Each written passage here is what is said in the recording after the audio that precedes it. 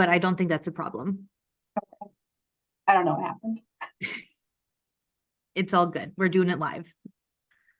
All right. Keri, if you would like to give us a quick introduction. We already have questions rolling in. Thank you everyone so much for getting those. Sure. So my name is Keri Gorgan. I have been in the actuarial field for almost 9 years now. I started my career in consulting. I worked in retirement doing data and pension valuations. I currently work in healthcare. I work for Humana. And I've worked multiple roles doing pricing, compliance, and projections. And last year in May, I received my ASA designation and my MAAA. Thank you so much, Keri. We will go ahead and get started. Again, today's topic is Ask an ASA. So it's an open topic. I'm looking forward to getting some of these questions. Some of these are already great. So, Keri, the question I always like to ask first is, did you ever fail an exam? Yes, I have. I have failed every exam at least once, except for PA and the modules. So I am well acquainted with not passing on the first try.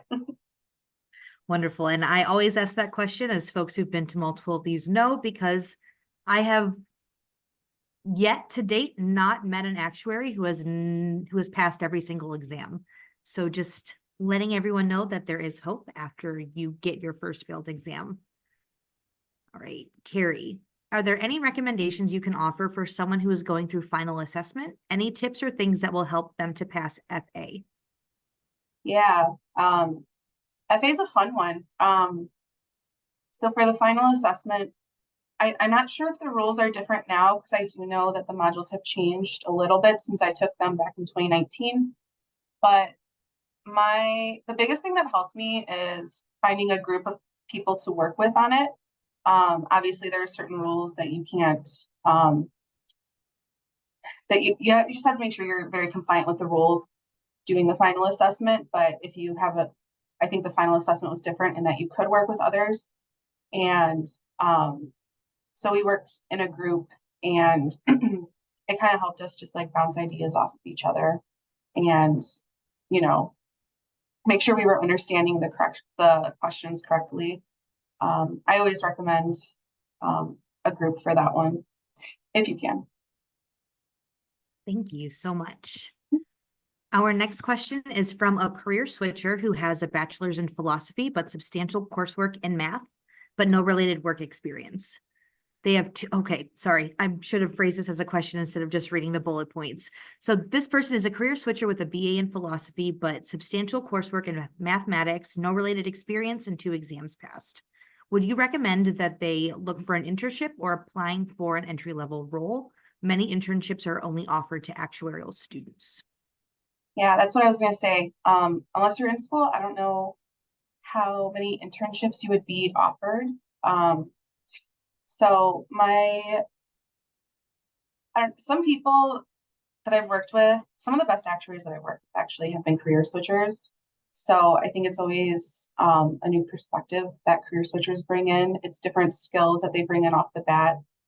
And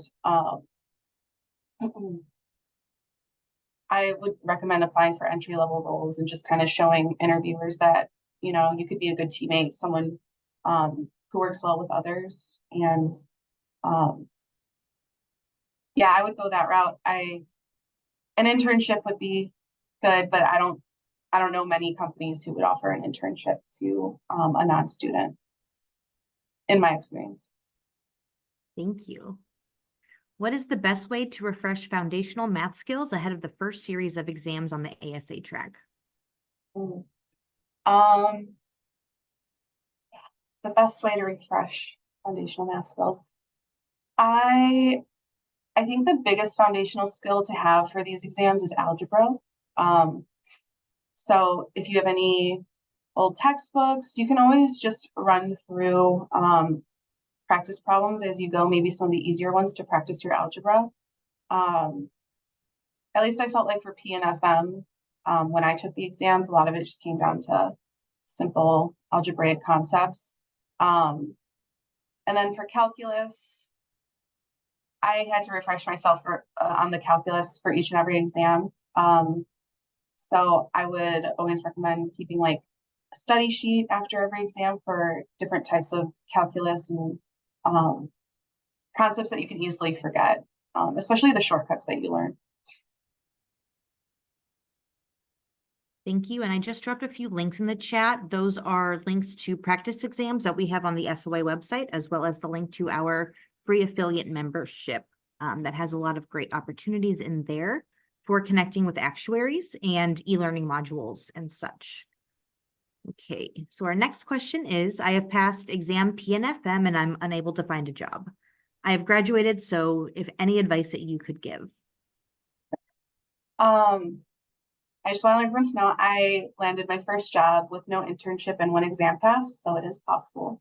My recommendation is to network. I found when I was applying for jobs, a willingness to relocate was a big factor for me. I don't know if that's a big factor anymore due to everything being virtual these days, but maybe consider that if you can. I would also highly recommend the in-person SOA events. That's how I found out about a lot of the companies that I ended up applying for. And it just kind of, they had representatives that would, talk about the companies and what they would do. So you can really kind of understand a little bit more about what you were applying for and meet the recruiters, obviously, and build those relationships. So I would recommend networking and going to the in-person events first and foremost, if you can. Thank you so much. And for folks who aren't aware, we do have Candidate Connect events in conjunction with each of our major meetings. And we have 3 of those a year. And I also just dropped a link that has upcoming events, both in person and virtual. So hopefully some folks can find some networking opportunities there. All right, our next question comes from Ryan. How is one able to get an actuary job or internship when you are already out of college and have no actuarial work experience at all? Okay, yeah. I think if you have any exams passed, I would definitely focus on maybe getting P and FM passed. And then if you know that you want to go the SOA route, you can always, start preparing for, the SOA exam track, or if you're still not quite sure, maybe hold off. But making sure you have those first 2 exams in your VEEs would be a good place to start. It would be a good way to bulk up your resume. And then again, networking, I can't emphasize that enough. And just, meeting people within the field and building relationships that way. And yeah, getting your name out there. That's what I would recommend. That's how I did it. And I found it to be super helpful. Just like learning about the different companies. So. Thank you. Our next question comes from Joan, and you already mentioned that you did not have an internship. So if you can speak about your transition from contractual employee to salaried employee. Okay. Well, I was never contractual. I was in consulting. But so I'll just say from consulting to maybe healthcare. Healthcare gives me a better work-life balance, and with that came, more study time for exams. But with consulting work, it was a lot of kind of hit the ground running, a lot of creative problem solving quick. You really had to build your organizational skills and communication skills, working with, because you're working with your customer. So, and then going to like kind of a more behind the scenes role, it was very different. But overall, it was a big balance. And you just kind of have to learn, what you're looking for. But consulting gives you a really good lesson in how to build your skills and build them quickly. And the work was really interesting, working in retirement.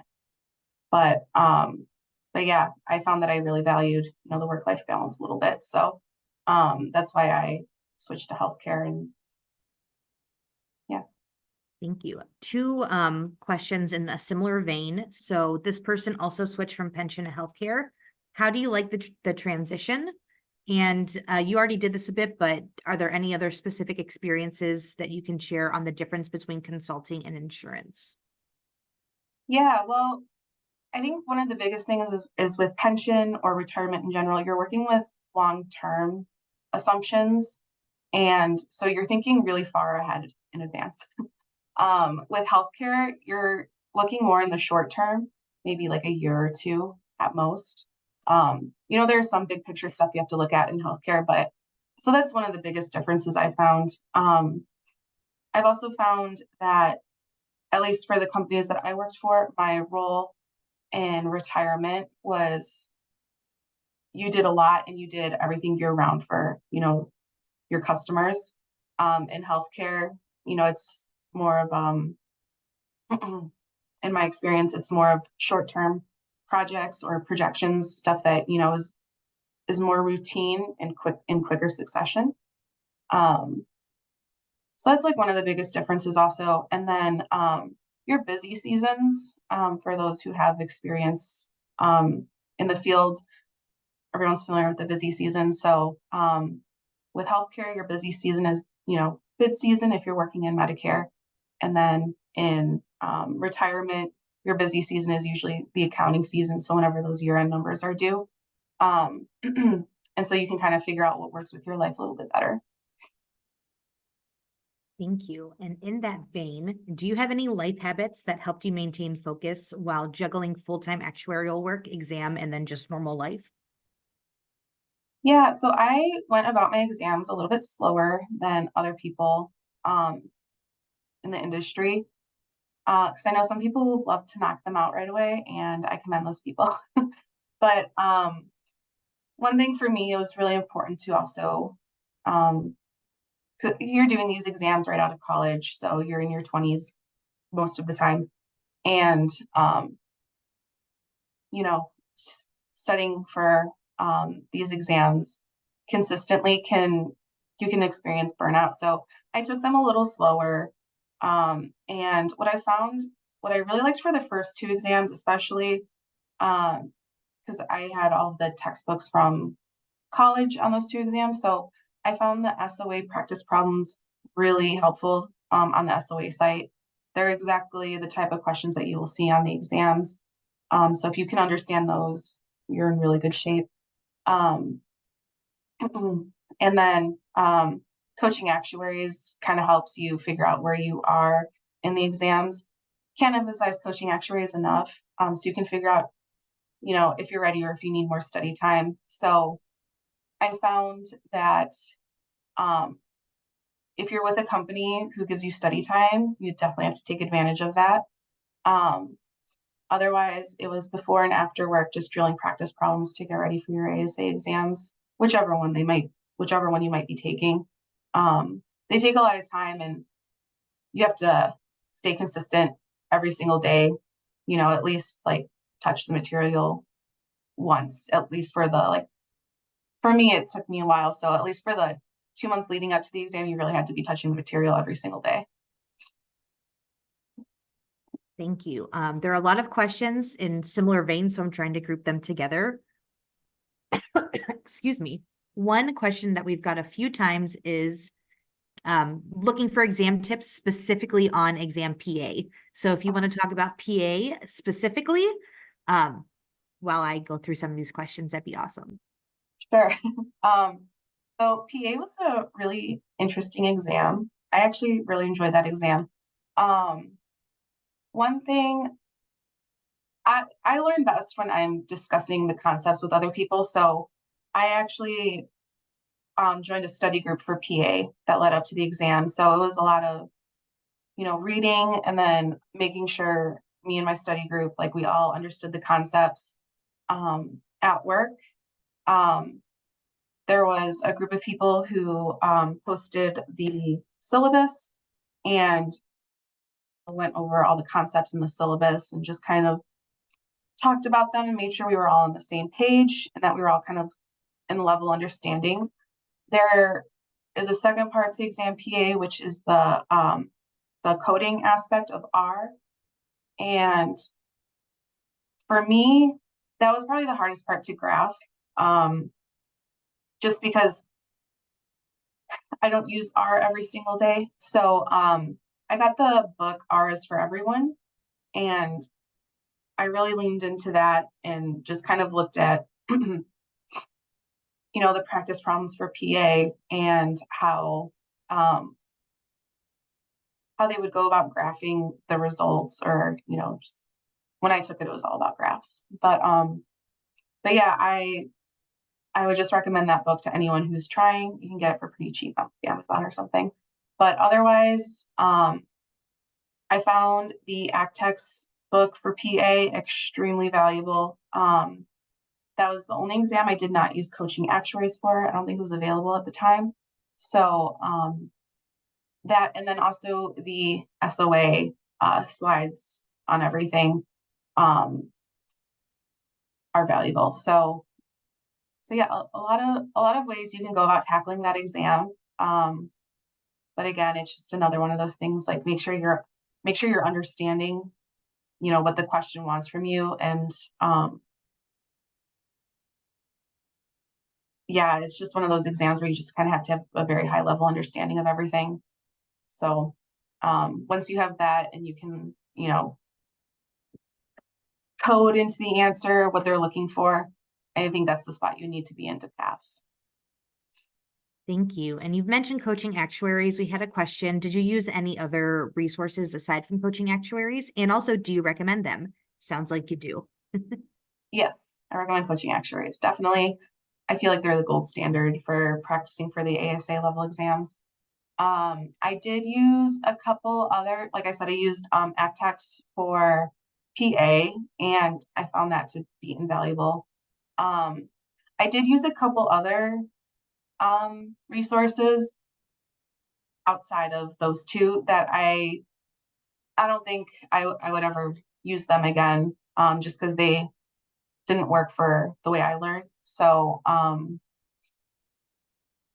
yeah, coaching actuaries. For ASA, gotta go coaching actuaries. Thank you. And I did drop the link to the Coaching Actuaries website in the chat so that everyone can go explore that if you're not familiar with them. Okay. What should I do to prepare FAP e-learning course and APC? Can I take it while trying to get other certificates?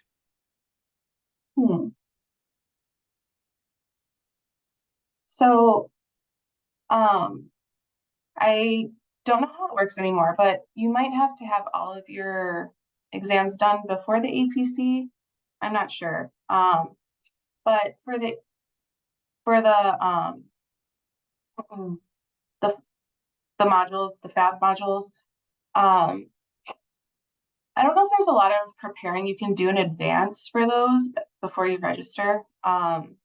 So I would recommend, reading through all the material for them and then starting the end of module assessments. I think they're timed now. When I took them, they weren't timed. But so just make sure you can do it on days when you have ample time. And maybe plan that out so you don't read the material and then you don't have time to work on the end of module assessment for, like a week or so. So just make sure you can kind of do it all in tandem. That would be my advice for the FAP modules. And if you fail them, I believe that you can get feedback on them if you really need that, or they give you a model solution. So I would pay attention to the way the model solution is structured if you do, unfortunately not pass. And those will give you kind of a good idea of what they were looking for. Obviously, don't copy, but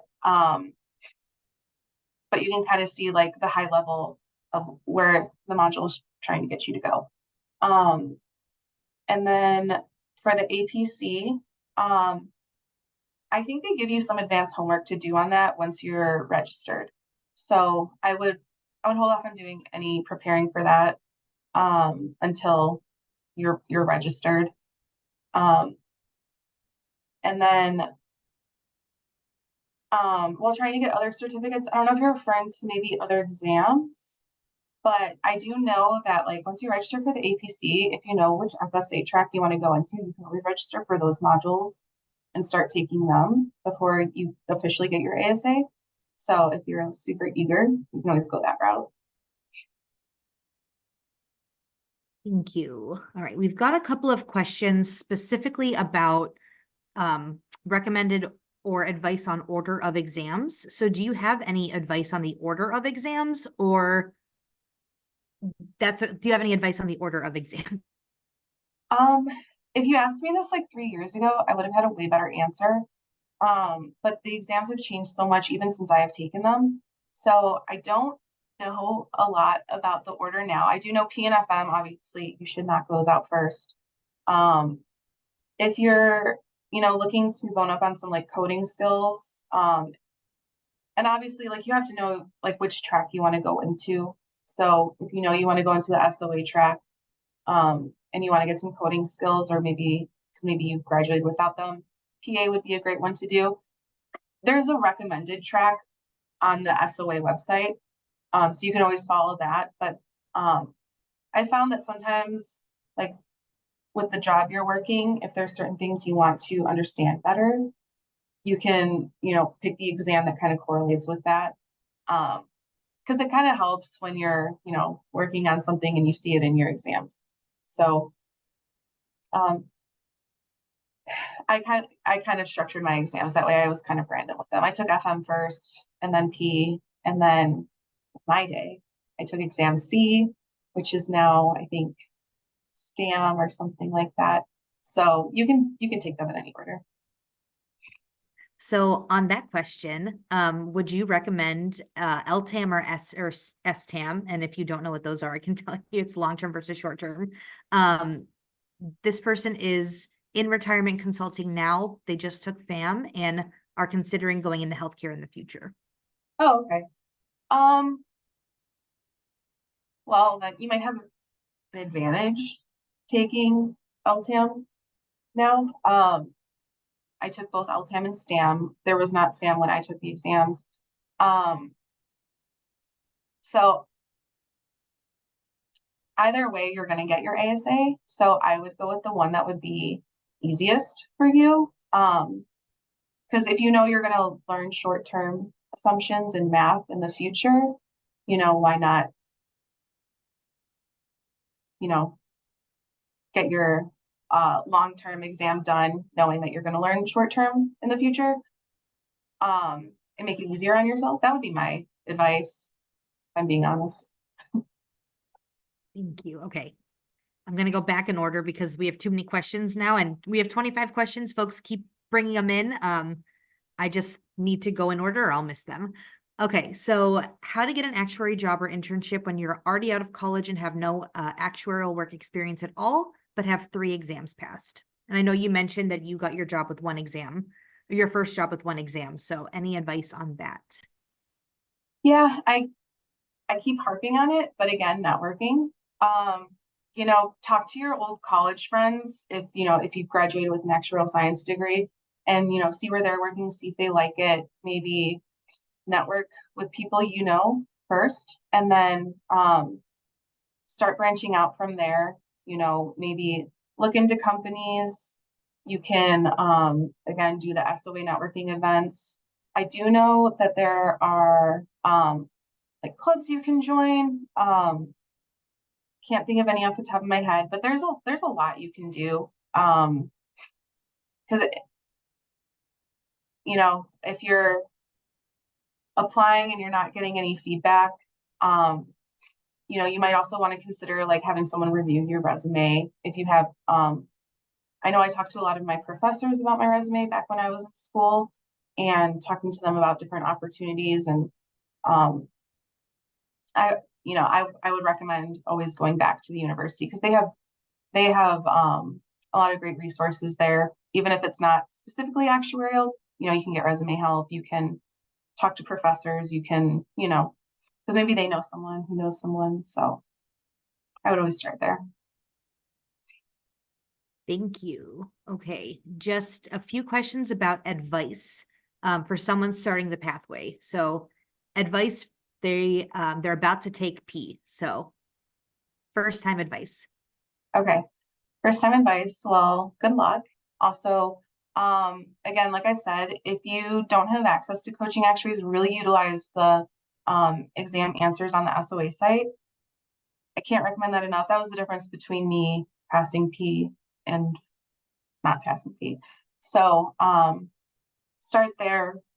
And if you don't pass, it's okay. You can always, I think it's offered like every other month, so you can knock it out right away. But yeah, dive in and start studying and really make a good study schedule for yourself, something that you can stick to, something that's realistic. Give yourself enough time to study. And, once you take the exam, you can really just kind of gauge like, okay, that was really hard. I need to study more.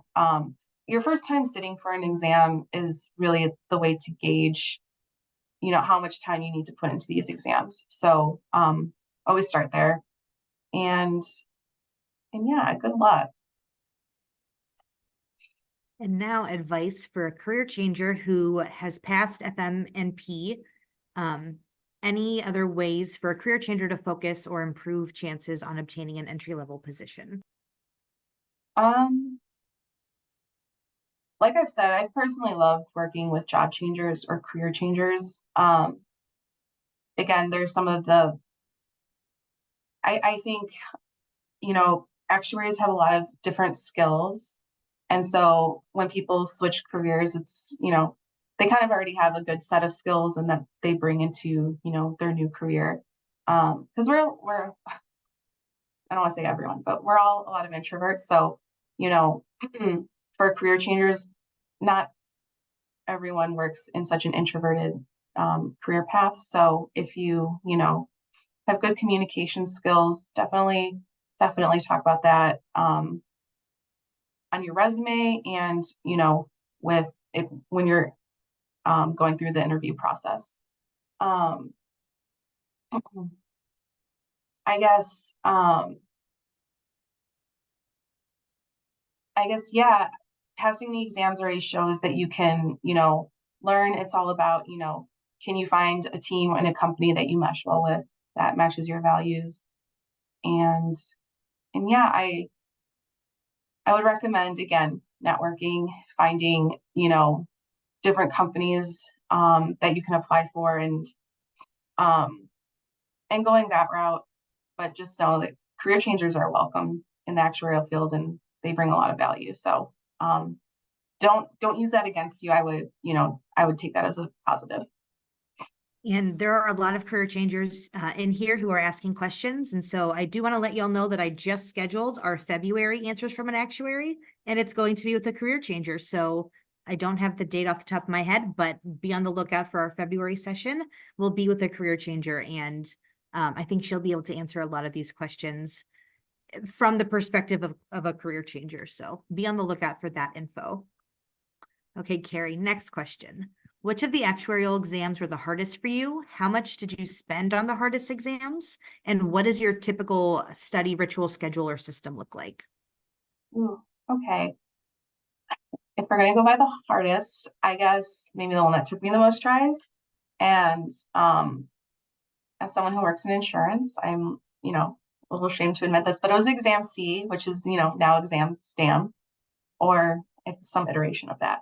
That was definitely the hardest one. And I felt like it was mostly because the concepts were kind of siloed. They didn't really build off of each other. So, you'd learn the first section and then, you're all the way at the end of the material and you kind of forget what that first section was.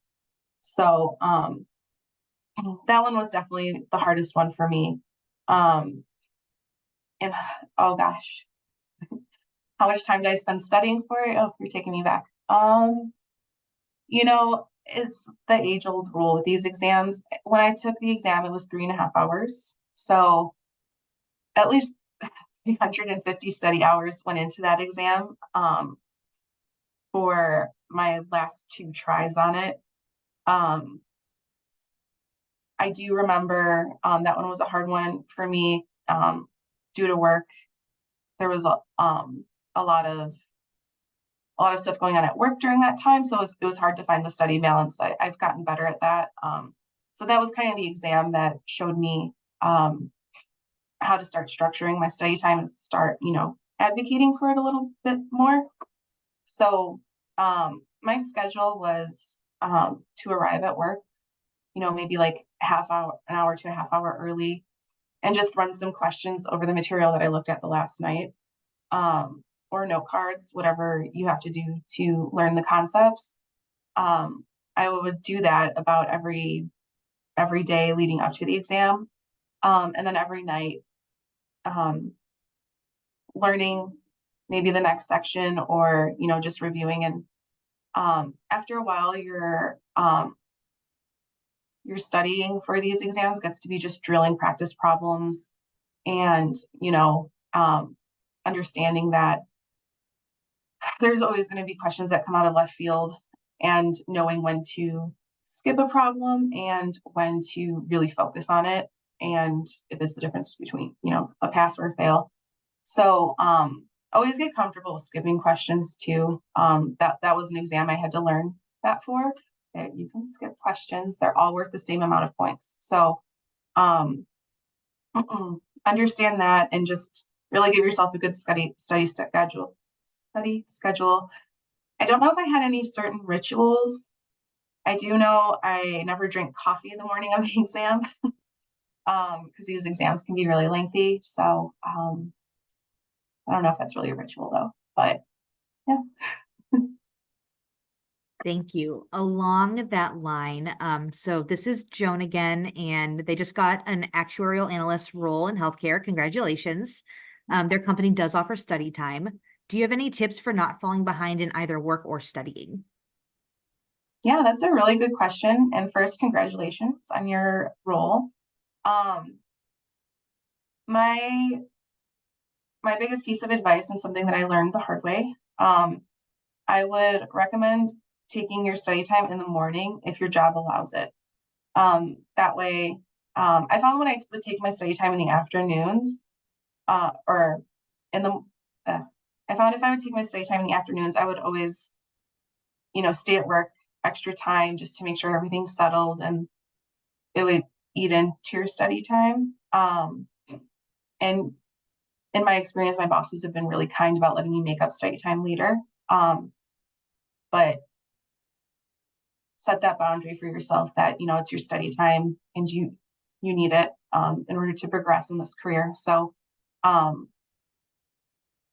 yeah, and then not falling behind on work. I think that's the easy part. You've already balanced your college courses and probably taking exams. So as long as you're doing the work, you're learning, you're asking good questions, and you're submitting good work to your boss, I would say you're in a good spot. And they wouldn't give you study time and a new role if they didn't think you could handle it. So you are more than capable of learning your job and the exam material. So if you do feel yourself falling behind in either one, just talk to your boss about your workload, or not being able to get your study time in. I have never had someone say, tough. Everyone's always been very reasonable about, making sure you get your study time, because, you becoming a credentialed actuary is good for you. It's good for the company. So everyone's interest is in you progressing. So just make sure you advocate for yourself, and keep an open line with your boss. Thank you. Can you share any resources that you found particularly useful in your day-to-day work as a healthcare actuary?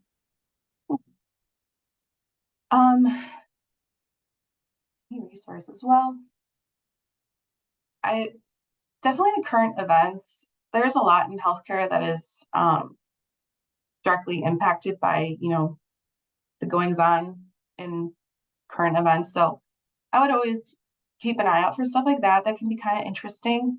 Otherwise, I found, now that I'm studying for the ASA exams, a lot of that is directly applicable to what I'm doing at work. So that's kind of been pretty neat. Other than that, sometimes I'll read the SOA newsletters that get sent out, and I'll read through the articles they send there because those can be pretty interesting for healthcare, even for stuff like AI and all of that, and upcoming trends and stuff can be kind of interesting. And that's a pretty good resource for it. So if you're not signed up for those, I would get into those. But otherwise, I rely heavily on company meetings and, just general discussions about stuff that could possibly, be put into legislation or stuff of that nature. So, Thank you. Are there any specializations within the actuarial field or healthcare field that you are particularly interested in or would recommend exploring? I've always found non-traditional actuary roles pretty interesting. I haven't come across too many of those in my career yet. But just seeing like all the things that actuaries can do, you know, I've always just, I was like, man, we're everywhere. And so like when you network with people, you can kind of see, how their careers develop, and if they, get an interesting role or something, you can always like reach out to them and talk to them about it. But in the healthcare field specifically, any specializations, I honestly can't think of any off the top of my head. I'm really sorry to my fellow healthcare workers out there, but I know they're out there. So I like, but specific specializations, I'm coming up empty. Can you talk to us about how your responsibilities or projects changed since you earned your ASA? Yeah. So I was able to apply for higher positions within my company as soon as I got my ASA. Because once you get your ASA, you can sign statements of actuarial opinion. So you can take on more responsibility. And so with that, in the position I'm in now, I am fully responsible for a couple different projections, and you really get to, I feel like with an analyst, I was in a rotational program.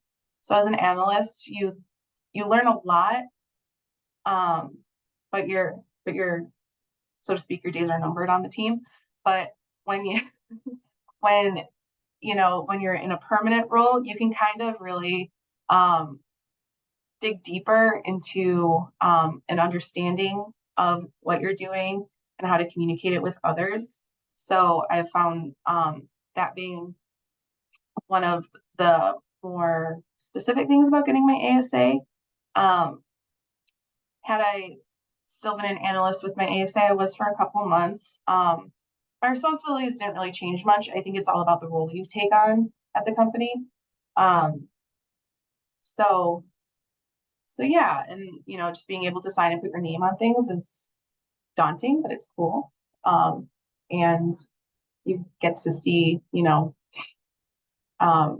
all the things you can do with your designation then.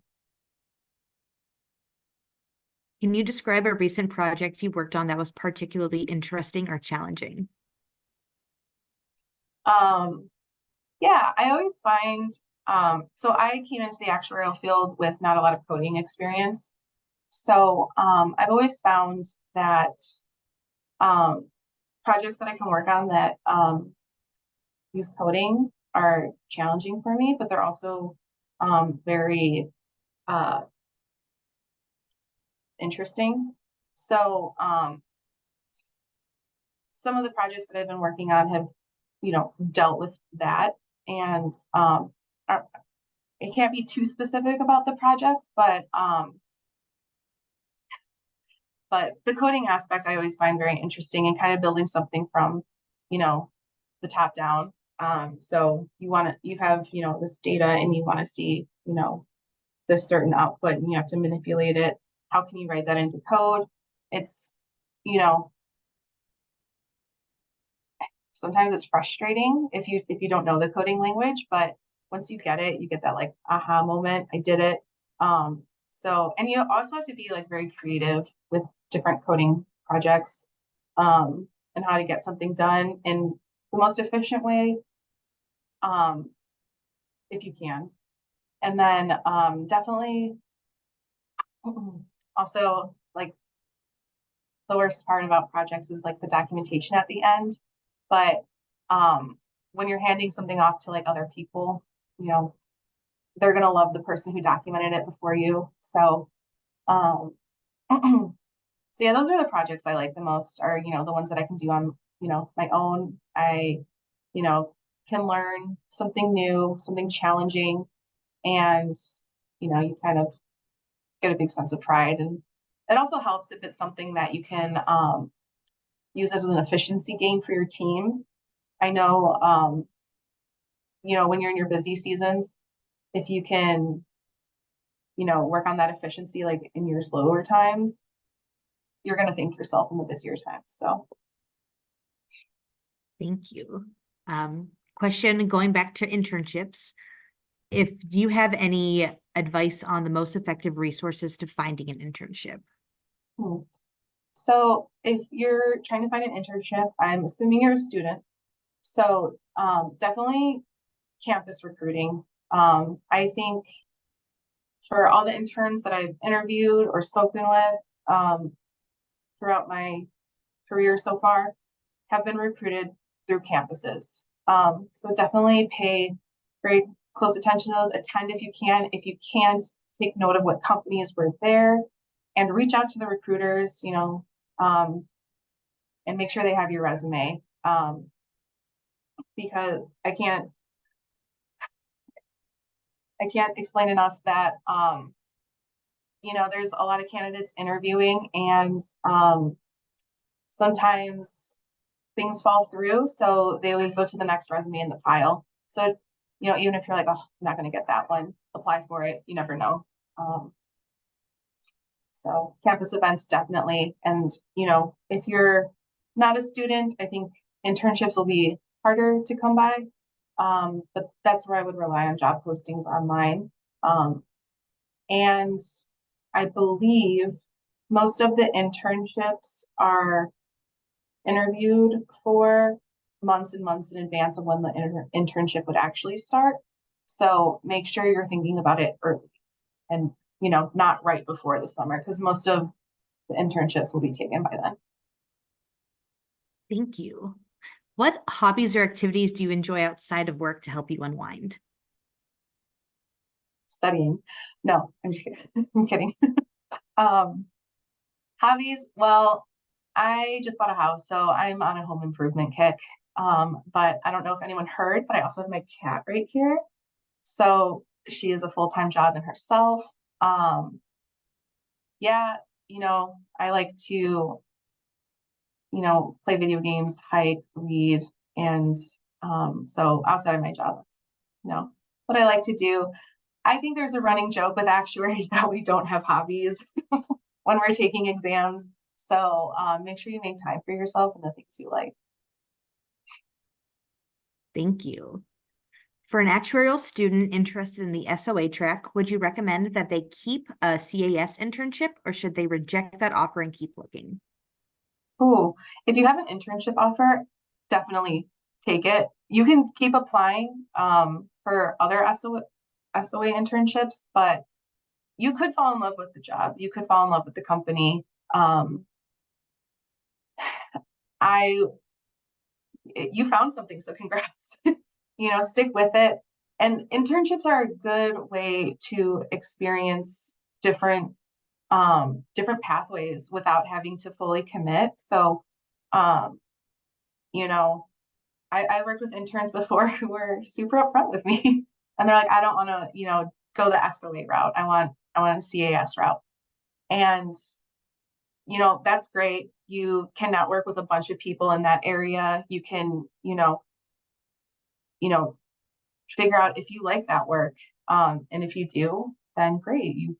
You have a good foot in the door. If not, then you know that you want to focus on SOA track and SOA companies, and you can do that in the future. So it's not an internship isn't permanent. So I would definitely stick with it and keep applying for SOA tracks in the meantime. But I mean, congratulate yourself. You landed a pretty good opportunity. Thank you. All right. Question about networking. As a foreign person living outside of the United States, what could the networking look like? Do you think that would include cold emails or calls or messages? So if you are outside the United States looking for a job within, the United States, I have worked with quite a few people, in different countries, and I think, cold calling, it can be kind of daunting, and I won't lie, a lot of the cold calling is done, or so to speak, is done through LinkedIn, and I just I would caution me. I wouldn't caution against it, but I just don't think you'd get the amount of responses as you'd like to think. So definitely just keep going to those SOA events and looking at different companies who I'm assuming you would need like a visa sponsorship of some sort. So looking at companies that provide that opportunity. And what also helps is there are global companies that work in different countries that use actuaries. So um, I've worked with people, at a company who had the opportunity to work in like Germany or Lisbon or even India or South America. So, look for those global companies. And, if you get a job within that company in your own country, that could be a good foot in the door. Um, yeah, I would recommend going that route. And also the SOA networking, you never know. I also just dropped a link to the actuarial directory that we maintain. And in there, because obviously the SOA is a global organization, if you're looking at a specific location, it'll tell you if there are any SOA actuaries or even any actuaries at all and any credential in your area. So hopefully that will be useful for you. All right, this next question is about practice problems. And specifically, Keri, where do you recommend someone look for questions that would reflect the 2023 FM exam? They're saying that a lot of the the practice exams and questions that they're seeing are from like in 2017, 2018. So Um, if there are any more recent ones, and then also what were some of those? Do you remember like the years or how far removed some of the study materials you were using when you were studying for these exams? Um, well, if you have access to it, Coaching Actuaries does a pretty good job of, mimicking like recent types of questions in their practice problem bank. And they do a good job of filtering out the types of questions from prior exams that won't be there anymore, um, or that aren't on the syllabus anymore. So if you have access to that, I would recommend that. Um, Otherwise, current FM practice problems. I wouldn't know where else to look outside of the SOA website. I'm sorry, I'm so removed from FM. It's been a while. Um, but yeah, the exam, from what I understand, has changed a little bit. There might be an ACTEX manual that you could get that might reflect some of the more recent problems. Um, and I believe the SOA publishes past practice problems. So maybe waiting for those to release the questions and answers. Yes, and it is not my responsibility to upload those new practice exams, so I don't know the timeline of when they'll be opened. But if you want to shoot me an email, I could find that out for you. Laura is who asked this question. Okay. Our next question is from a 40-something career switcher who's coming from government policy and with a data analyst background. They're wondering how prevalent ageism is in the actuarial field for new entrants. Do major actuarial companies prefer to groom and invest in younger graduates going through the exam process? And you've already touched on this a little bit about the career changers, but do you have any experience with viewing ageism or folks who are preferring to hire new entrants versus career changers? Um, I don't think ageism is very prevalent. I think we really value experience and different ways of approaching problems. So I haven't experienced any. I'm sorry if you have, but Um, I I don't know if there's like a preference between investing in a younger candidate or an older candidate. I do know that like what I've always looked at on resumes is, you know, do they have the exams? Do they have, you know, what kind of experience do they have, whether that be, college courses and projects they've worked on in college or prior work experience, and just why they want to switch and why they found the and how they found the actuarial profession. So I I wouldn't say that there's, a distinct um preference there, as long as what you're bringing to the interview and to the company is aligned with what they're looking for. Thank you. What are your thoughts on interning at the same company twice? Do you think it helps or hurts your resume and job searching?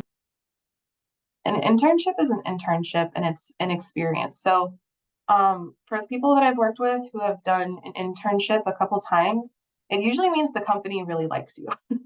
And it usually means that you do a good job, that they, they're not, you're not a risk to them anymore. They like you, they want to bring you back. So I think if I was seeing that, like, oh, you interned for the same company 3 years in a row, they saw something in you, they liked you. Um, Internships are contingent, they don't have to bring you back. Um, so no, I think it looks really good. Especially if you like the work that you're doing. I'm sure the company will, maybe trust you to take on different projects your second year, be more of um, a leader within the intern group. So no, I would look at it as a positive. Thank you. What is the biggest advantages of having an ASA? Biggest advantage is you get to put some letters behind your name, and you get to and you get to say I made it.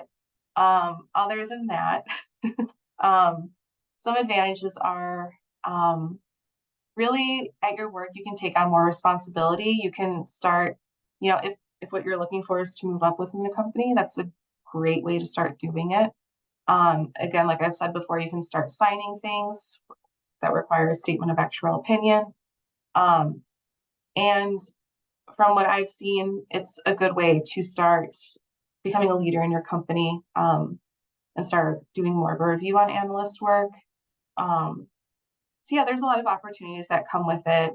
And, it's something that as long as, you're keeping up with your membership, it's something that you can always, hold as a badge of honor.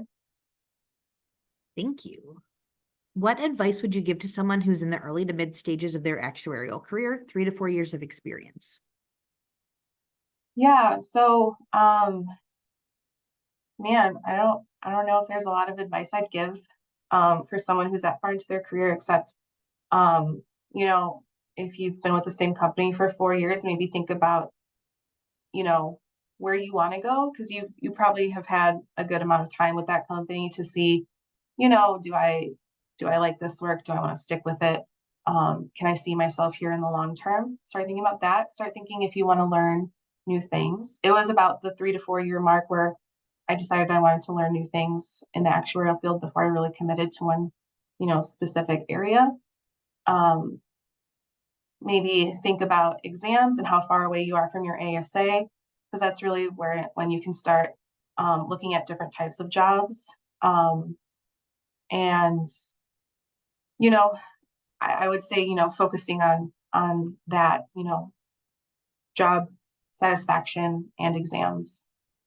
I would, because you no longer need experience, if you've been with the same company for 3 to 4 years, you know what you're doing, hopefully. Thank you. All right. Looking back, is there anything you would have done differently in your career or your studies? Yeah, there's a lot I would do differently. Definitely figuring out how I learned best earlier would have saved me a lot of time, and um, really advocating for my study time at work, and um, maybe not working as long hours as I did early in my career. I think a lot of new hires get eager in making a name for themselves, um, And so they want to do a really good job at their job, which, is great. But when it comes at the cost of like, studying and passing your exams, it can really start to hurt you long term. So finding that balance is something I wish I had found earlier. And yeah, and just figuring out, how to study better. And taking it from there. So Thank you. I just turned off questions because we still have them coming in. So if you are not able to submit a question anymore, go ahead and send me an email and I will work with you to get that answered. I don't think we're going to be able to get through all of these, but Carrie, if you want to look, and if there are any that you specifically want to answer, I think one, off the top of what sorts of softwares do you use on a day-to-day basis? So like you already mentioned Arbit, SQL, SAS, the rest of those, are you using those often? okay, so I don't use R. I haven't used R on the job, but it's a good way to dip your toe into coding. But VBA is used so much and it's really fun to learn. So I had a job that required a lot of VBA. So that was kind of where I first learned a lot of coding. SQL, I know SQL, I haven't really ever used it, but I do know if you know SQL, you can do things. So there's a really fun proc SQL statement that you can learn and then you know SAS. You don't know all the SAS, but it's a good way to know both. I'm trying to scroll through and figure out okay, so this next one, so VEs, and for those who don't know what VEs are, that's validation by educational experience. And those are classes that you pass and you have to prove that you've passed to get your ASA. So this person is a new grad. They fulfilled 2 of their VEEs, missing 1. Is it better to focus on getting that final VEE or taking exams? So in order to get your VEs on your transcript, I believe you need to have the first 2 exams passed. So you need to have PMAT done. So I would start there if you have those 2 passed.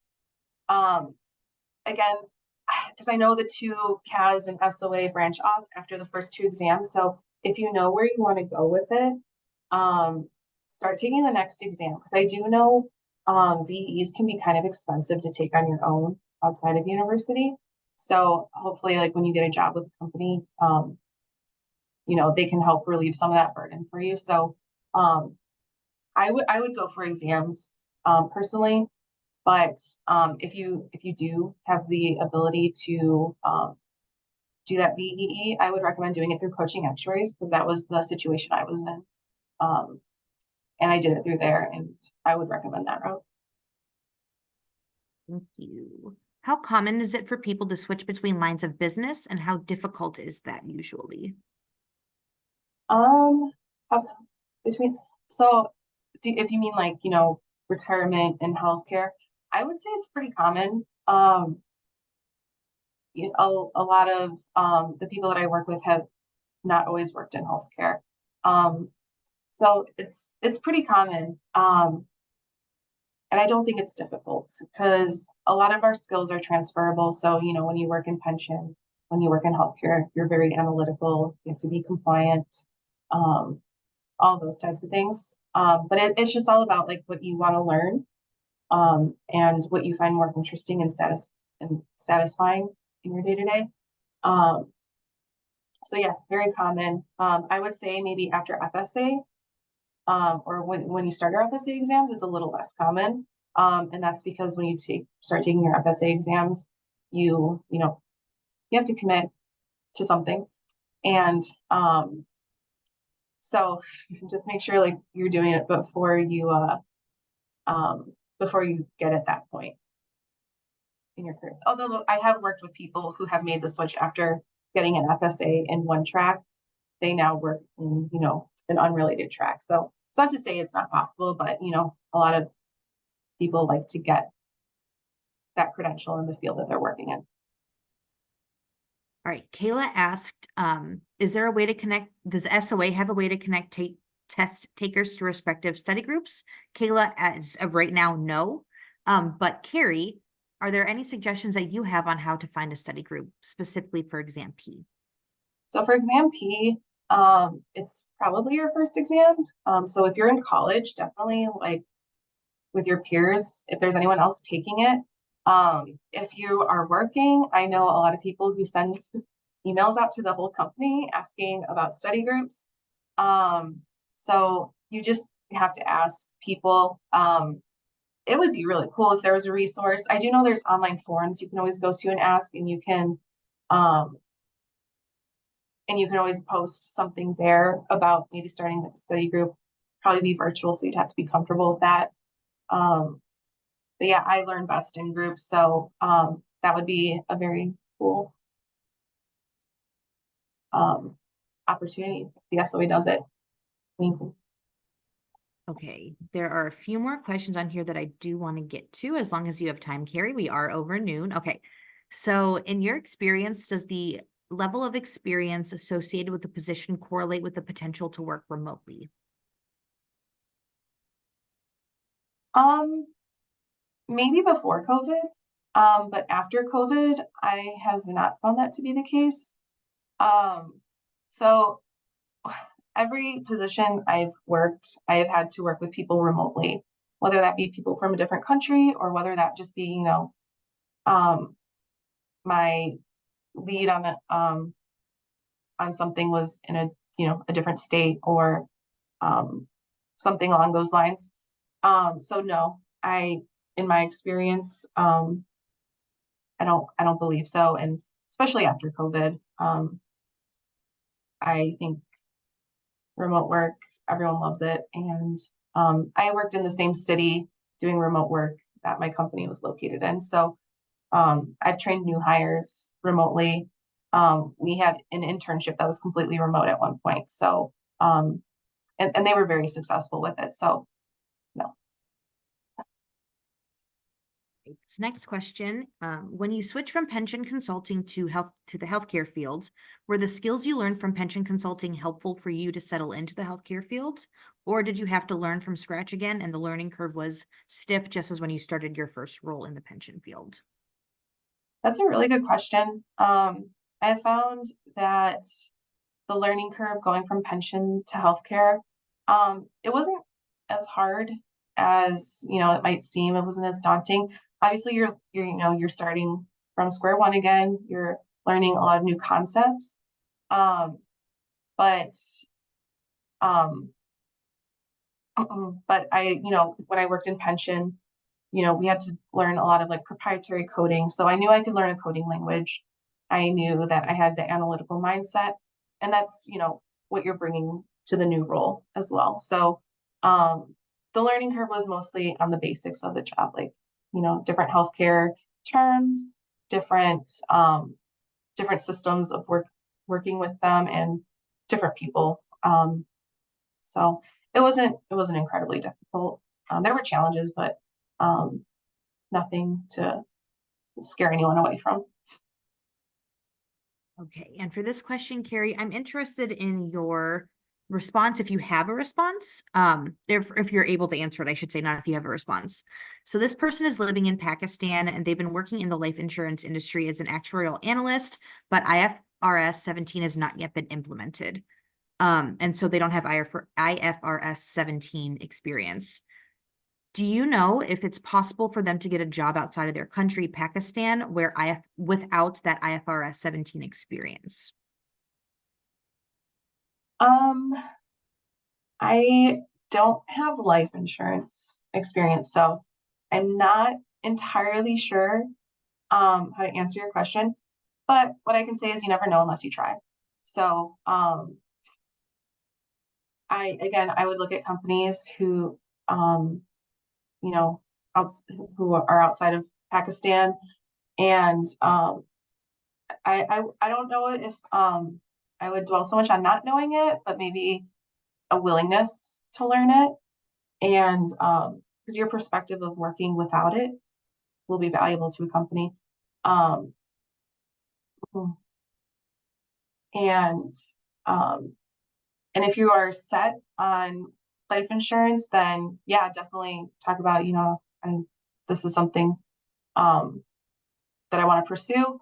If not, then yeah, life insurance is good experience to get you somewhere else if you want to take a chance in another industry. Definitely.